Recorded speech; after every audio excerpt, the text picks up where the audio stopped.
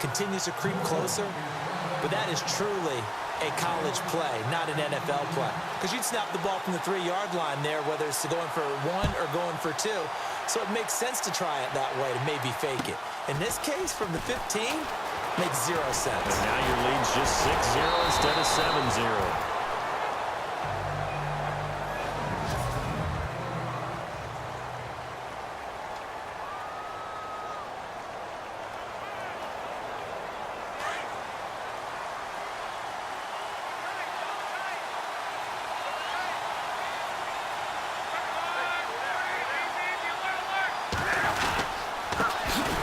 Here's the first carry now for Frank Gore. And he went nowhere. He'll lose yardage back to the 29. That's going to go as a loss of 2, and it'll be 2nd down. Every year I go to the combine and marvel at the speeds that linebackers are running nowadays. They run like DBs. And let's face it, they know how to finish plays too. Eyes up, head up, run right through them. Gore. And he is swallowed up right at the line of scrimmage. Maybe a gain of a yard that time, but yeah, from the spot, actually no gain. So 3rd and long. And on 3rd down, a nickel formation here defensively.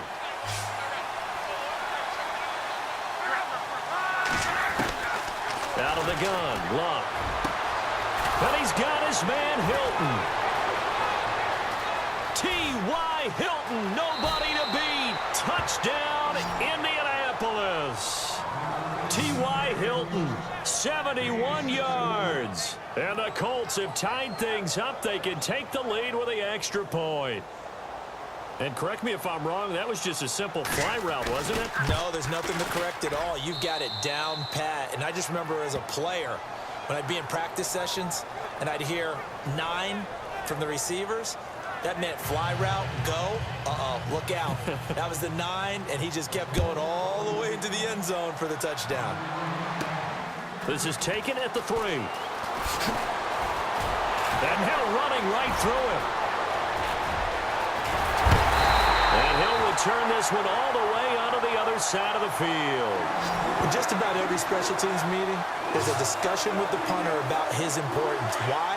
He can flip the field for your team defensively, move it deep into their own territory, or if you're backed up on offense, and he can hit a big punt and change field position and help his defense.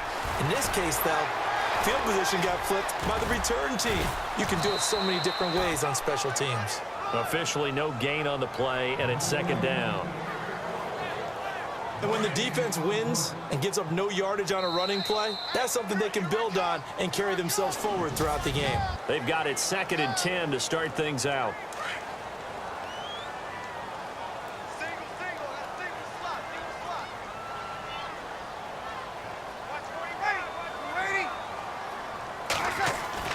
To throw, it's Breeze. Past the 20. The throw to the left side, caught by Coleman. He got 29 yards that time.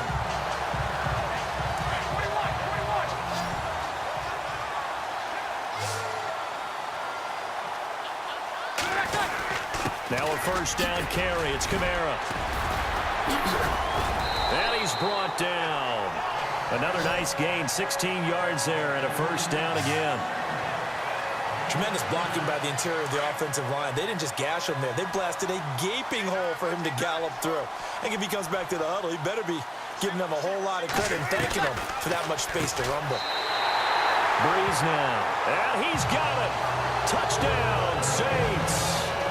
Josh Hill. 2 catches, 2 touchdowns here so far. And the Saints are able to cash in for 6. So they've had 2 drives, and he's had the 2 receiving touchdowns. And how about a game plan where you decide to force feed or feature someone, and it works? Oh, they flip it to the kicker. He looks like he's going to throw it. And he is caught at the 7-yard line. And he is into the end zone to bump the lead up 2 more. And that's something you almost never see nowadays. When you fake it, you're at the 15-yard line on a PAT as opposed to just going for it from the 2. I'm sorry. I know they got it, and congratulations to them, but it's just not a good play. I mean, the risk-reward is really off the charts. Not in your favor. Run your offense out there. Put it on the 2-yard line if you want to go for 2. but I'll be darned. They ended up getting that one, didn't they? I want to give a hat tip real quick, Charles, to J.J. Watt before the possession switches here. Walter Payton, NFL Man of the Year. They totaled up how much he helped raise for hurricane relief, $37 million. Incredible. Hurricane Harvey, which really hit the Houston area in a big way, and his original goal was $200,000. So congratulations to J.J. Watt and all the people who participated. And Greg Olsen of the Panthers, Benjamin Watson of the Ravens, both tight ends, also nominated and finalists for the most prestigious award as determined by the NFL, the Walter Payton Man of the Year Award. Again they run, again it's Gore. Gore, a first down and then some. There goes Frank Gore. Touchdown, Indianapolis. Frank Gore, 53 yards. And the Colts are an extra point away from tying up this football game. And on that long run, maybe the defense caught napping a little. Oh, this is blocked. This is going the other way. And now nothing but green ahead of him. The 40, 30. And he takes it the distance across the goal line for 2 points.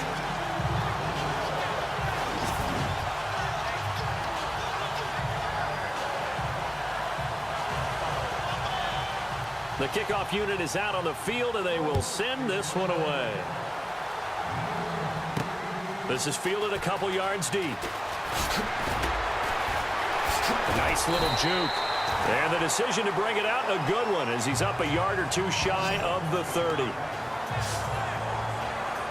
But before the possession switches here, I had written down that I wanted to talk about some of the awards this past season in the NFL. We know Brady was the MVP, but Todd Gurley, Offensive Player of the Year. How about that for a bounce back? Many were questioning whether he'd had a sophomore slump the season before. Didn't even get... And got his man, complete. And he's taken down, but not before he gets this into enemy territory across the 40. That one goes for 36 yards. A nice job there, Charles. They picked up the blitz, were able to complete the pass. That had the total feel of a quarterback in control.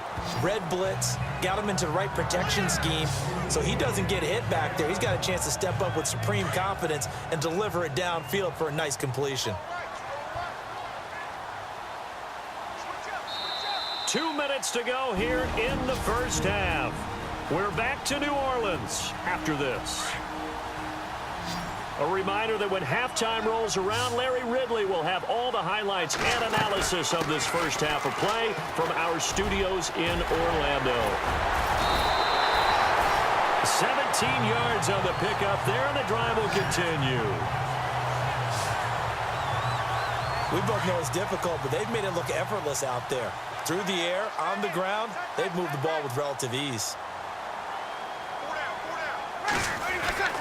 On 1st and 10, here's Breeze. Oh, incomplete. The rookie had it and lost it there, and it'll be second down. Not only did they drop what looked like an interception in the end zone, they blew a golden opportunity to shift the momentum. Breeze will try again on second down. Buying time to his left. And he showed off the athletic juke. Good little gain there. Not a whole lot of real estate, but a nice carry. The improv act there, good for 9, and now they'll be looking at a 3rd and short, 3rd and 1. Well, he did a nice job keeping his eyes downfield, waiting for someone to get open. But once the pressure forced his eyes down to... And he'll score. Touchdown, New Orleans. Drew Brees on his way to a monster game. 3 first-half touchdowns. And the Saints add on to their lead. Oh, they flip it to the kicker. He looks like he's going to throw it. His pass caught at the 4. And he will get into the end zone to extend the lead by 2 more.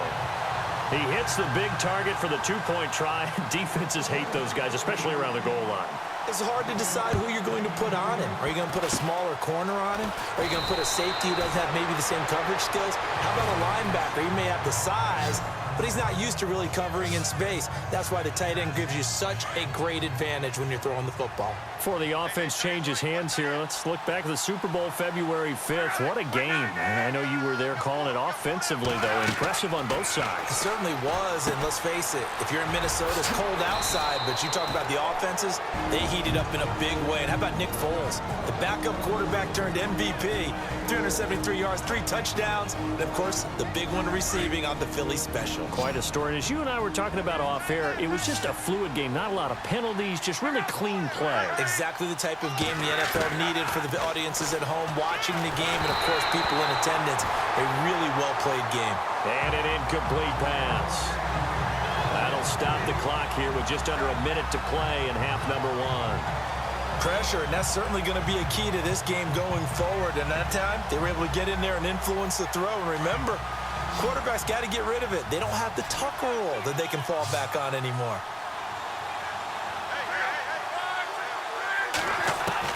From the gun on 3rd down, Luck. And an incomplete pass. That'll stop the clock here with just under a minute to play in half number 1. I'm not sure we could spot any tendency here on this 3rd down. They could have run it or passed it. Either one was available. They chose to try and get it through the air, but they were unsuccessful. The Colts send out their punter. Back deep for the Saints is Ted Ginn.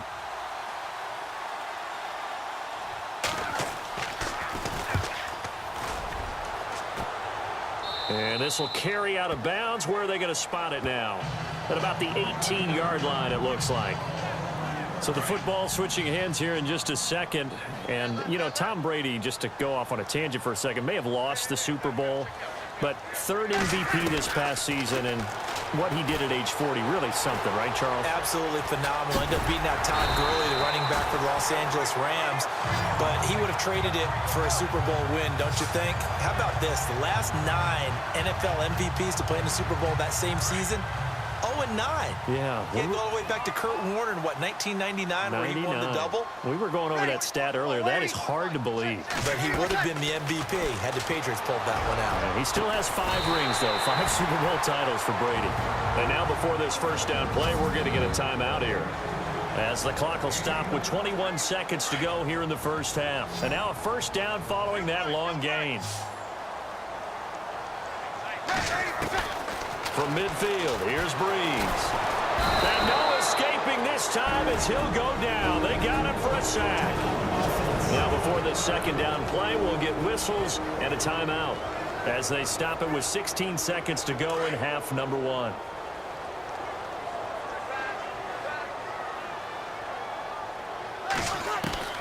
On second down, here's Breeze. He's going to air one out. And at the 7-yard line, the catch is made. Now here's a timeout as they're going to get it with 8 seconds remaining here in the first half. So after that big play, let's see if they can catch their defense maybe on their heels.